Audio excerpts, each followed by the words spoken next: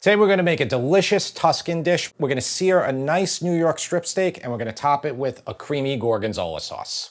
All right, so let's go over the ingredients here. Right off the bat, I just want to tell you this recipe is inspired by a gentleman named Frank who runs the website Memory de Angelina. He only makes Italian recipes. He doesn't do any Italian American on there. This is a Tuscan inspired dish that he had on the site. I'm changing it up a little bit. I'm going to link his site here. You know, you can get a lot of great ideas for authentic Italian food. I'm using 1¼ pounds of a New York strip. This is a really nice New York strip. I salted it overnight. So I just salted it, I left it on a wire rack, put it in my fridge uncovered. So that's gonna really season the steak well. It's better if you have the time to do that. If you don't, simply just salt a steak for an hour, leave it out at room temperature before you sear it, okay? So just, if you run out of time, you're making this recipe right away, do that. We're going to, not even braise, we're just gonna wilt some onions and fennel. I'll show you how to chop the fennel. We're going to cook that in butter, maybe a little bit of oil. Black peppercorns is also going to be put on the steak when we sear it. Those peppercorns crust will be similar to the French dish steak au poivre. So I'm sure like the Tuscan dish is inspired by that or vice versa. For the sauce, it's simply 3 ounces of soft Gorgonzola dolce. So this is a mild Gorgonzola. This is the one that I picked up, but any soft blue cheese Gorgonzola would be fine. I would just go for one on the mild side, something that is easy to melt. If you like something strong, there's nothing prevents you from using a stronger cheese as well. It'll say, and that's what's great about getting your cheese. It'll tell you like if it's mild, medium, or very strong. For that sauce, besides the cheese, we have a 1/4 cup of dry white wine, 1/2 cup of heavy cream, and we'll season it up at the end. And it's really as simple as that. Okay, and then, you know, for this steak, I seasoned it with about 2 teaspoons of Diamond Crystal Kosher salt, just so you know the exact amounts. And I have 2 teaspoons of crushed black pepper here. So what I'm gonna do is I'm just gonna smash these together. And I'm gonna use this mallet here. Sometimes it's hard to do this. Just get them like together. And this is like the heaviest one I could find from Amazon. If you have a mortar and pestle, that'll work too. But this works well. Okay, see, look at that. All that hitting and it didn't do it yet. So just keep going until you crack them all. I'm gonna use the same quarter sheet that I had the steak on, and I'm just gonna take the peppercorns and put them in here. So in the recipe, he said that they'll often put the pepper on for hours. He elected not to do that. He said it was just like a little too much pepper. So I'm gonna do the same thing here, which I don't think you need to do this for a long time. So I'm just pressing it down to get pepper on it. Okay, and if it's too much, just wipe a little bit off and then just push the other side. You can use as much pepper or as little pepper as you like for this, okay? You're making the dish, not me, all right? Like I'm not making it for you, all right? You're gonna make this for your family. Frank also says that aged Gorgonzola, it's not just too sharp in his opinion, but he also says it won't melt properly. Yeah, so definitely get something that's gonna melt well. That's beautiful now. Okay, we got both sides coated, perfect. Okay, fennel. Fennel is not something that maybe you're not too accustomed to. We use a lot of fennel in our family. Fennel is a fairly common ingredient here in the Northeast, but it might not be to you. It has a licorice taste almost, like an anise taste to it. Now, all of the fennel, even the part I just cut off, every part of it is edible. And this was sold in the store like this with the stalks cut off, and they left you a little bit of fronds. But you know, if you get in a farmer's market, they'll be like this long. And you can even use the fronds too. Okay, years ago we did an orange salad with fennel. That's a traditional Sicilian dish. We have braised fennel with chicken. There's a bunch of recipes. All right, I don't need too much of this fennel, so I can remove this outer edge here. And I'm gonna take just from here. I'm just gonna take that part. But again, all of this is edible. For expedience sake too, you can cut out the core here. Again, it's edible. Okay, and I'm just gonna cut it down the middle. And then you can cut it into strips. It doesn't matter. We're gonna braise all this, so you don't even need to go super thin with it. That's simple. All right, and that's gonna be a nice amount of fennel to go with that 1 medium onion that we sliced too. His recipe, no onion. I think the onion is nice. So if you like main course recipes, which I'm sure you do because you're watching this video, I wanna let you know about our new cookbook, Sip and Feast Family Favorites. It has plenty of main courses in there. In addition to that, it has all the other sections you would expect to find in a cookbook. It is a beautiful cookbook, 256 pages, over 100 recipes, beautiful photo, nice instructions, good story in every single recipe. It has US customary and metric measurements, so everybody will be able to follow along with these easy recipes. Right above you is the link where you can buy it. You can get it on Amazon, Barnes & Noble, and all other sellers. QR code if you're watching on TV, which I'm increasingly aware that the majority of you are watching on TV.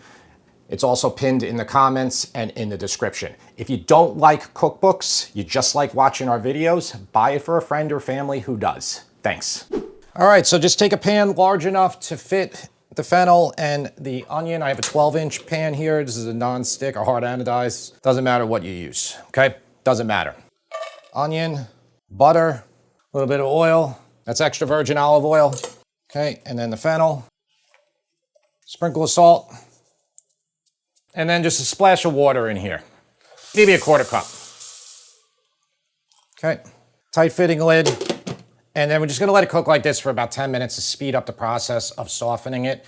When we pull the lid off, we'll be able to evaporate any excess liquid and then season it up. This is gonna be the bed for the steak. We're gonna slice that steak and then like drizzle the cheese sauce over it. And just let it keep going now. You can see how the water is pooling up on the cover, and then it's gonna drop back down in there. It's gonna keep most of the moisture in there, provided you have a tight fitting lid. And this is just gonna really speed up the process of softening that fennel. Okay, so that's been about 8 minutes, I'd say. Pull that off. Now you can put a little bit of color on them if you like. The Italian way would be to put no color on them, but you know, I don't particularly care. It'll be nice either way. And these larger pieces that I didn't cut up enough, I'm just gonna break apart of the fennel. And I'll lower the heat a little bit more. I'm just gonna let it cook until everything is nice and soft and tender. Maybe a couple more minutes. Okay, that's good. I'm gonna turn off the heat, give the fennel a taste, the onion, and just season it now with salt and pepper to your liking. I love fennel. It's not for everybody, but I love it. I think most people will say they don't like something because they've never had it. And just a touch more. That's perfect. All right, all I'm gonna do is just keep this off the burner. I'm gonna just stick it over on the side, and then this will keep it warm for the steak. We're gonna sear a steak, and hopefully I won't smoke the whole house out. I have a 12-inch stainless steel pan. This is perfect for one New York strip steak. This is a thick steak, so I'm gonna tell you right now, if you don't like it rare and you want it more towards medium, you're probably just gonna be able to get your sear, and then you can finish it in a 350-degree oven right on that wire rack until you hit your target temp. If you're going for rare, you can do this all in the pan. I'm turning my heat to medium. You don't even need to have it at medium high. Okay, medium to maybe a touch more. But as long as you're cooking in a stainless steel pan, you can use a cast iron, you can use like a carbon steel pan, you'll be fine. I cook just almost exclusively with stainless steel. Stainless steel is the easiest to clean too. You don't have to season it. All right, I'm gonna let the pan get hot, so I'm gonna heat it up for about 3 minutes, 3 or 4 minutes. Okay, so it's still heating up. I'm gonna let it go more. You can use one of these temp guns. You don't have to have your pan ripping hot to 500 degrees. You just don't, okay? We're gonna use a neutral oil. You can use avocado, grapeseed, anything that has a relatively high smoke point. But we don't need this pan to really get more than 350 degrees. Right now, it's like not even 300 yet. So it's a super high-tech kitchen we have here. So I'm gonna use my portable fan right here, my $10 fan to blow any smoke away while we're doing it. I like to do the 1 minute per side steak flip now. I've kind of gravitated towards that.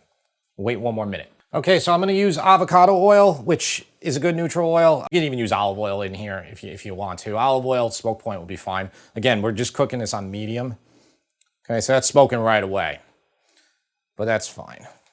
And then I'm gonna set my clock to sear this. Okay, just press down, turn on the fan, and I'm gonna cook this for roughly a minute per side. And yes, the pepper's gonna burn because you're doing a peppered steak, you know? Like I've seen some like almost comical videos where they're like, I'm not putting pepper on my steak au poivre until the end. It's not, that's not what you're doing here. You're pushing the pepper in there and you're getting a sear on the pepper. The pepper itself changes, okay? The characteristics of it. If you had this much pepper and you did it at the end, it would be way too much pepper. It's almost like the puposo when it cooks in there, and it's like 2 tablespoons of pepper, it gets milder. Okay, just flip it over, See, look at that. It's already, that's just 1 minute, and it's already giving a nice crust. And literally, I'm just gonna watch my clock and then turn it every minute. And even at medium, you could back this off a little bit more once you kind of hit your sear. Hit the sides up. And if your steak is thick like this, you won't even have to hold it. But if it's thinner, you can just hold it with tongs like that. I'll hit these sides up for about 30 seconds. And I'll just hit that fat area one more time. There's one side of the steak that had more fat. Now we're just on the second minute on this side here. So right now the steak is super rare. Looks like it's cooked. If I take this in here right now, it's gonna read like 70, 62. You know, it's completely rare on the inside. So it's been about 8 minutes, so it's been about 3 minutes per side on a medium heat pan. You got a nice crust already. This steak, you know, depending on what you buy, you can do a little surgery if you want, but it's gonna be, the end here is always, the tail is always gonna come a little bit more pointy and a little more thin, so that's gonna be cooked more. So because my heat is hotter over here, I'm trying to keep the fatter side right here. But it's beautiful, nice crust.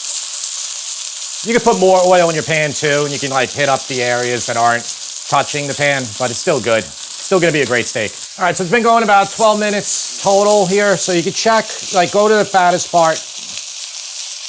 And it's still like 97 degrees, so it's gonna need a couple more minutes. All right, I'm gonna pull it. Put it on just the juice groove cutting board, let it rest for 10 minutes before you slice it. And I'm just gonna turn off this heat for a second right now and tent this with foil. So I turned the heat off. You could get some of this fat out of here. Now I don't have too much oil. You could just go like this. I just wanna leave some of this in the pan, like the flavor bits, but you could pull out some of that excess fat, excess oil that you use to fry it, that you use to sear your steak in. Okay, you can turn your heat low right now, relatively low. This is the 1/4 cup of dry white wine. Our cheese sauce is gonna be a little on the dark side because of this. If for some reason you wanted like it to be super white, you would just have to use a clean pan. Okay, I'm just scraping everything to remove all the flavor. Okay, that's a 1/2 cup of heavy cream, and that is 3 ounces of the most delicious Gorgonzola cheese. And just let this come together. It's simple as that. All right, we'll just let it melt slowly. Okay, so it's pretty much all has come together now. There's a couple clumps left.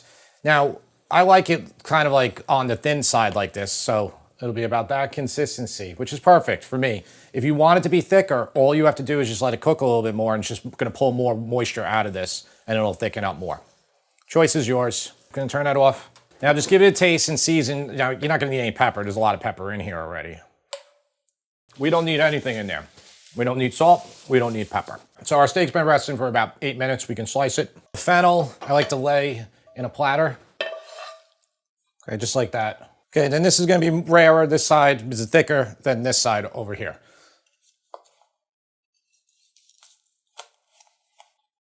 See, as you get towards the thicker part, it'll be much more on the rare side, but it's still good. Okay, you put a little bit on, and I like to serve a lot of it on the side for anybody who wants more. I'll give you 2 beautiful pieces. Thank you. Okay.